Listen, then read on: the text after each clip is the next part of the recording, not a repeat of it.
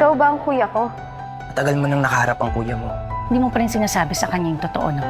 Sorry po. Hindi ko po talaga maalala. I would only scar JJ the way my father scarred us. Especially Keegan.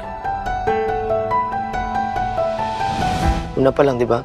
Gusto mo na siya saktan. May plano ka na saktan siya, di ba? Yuri. Huwag mo siya papuntahin dito. Ayoko siya makita.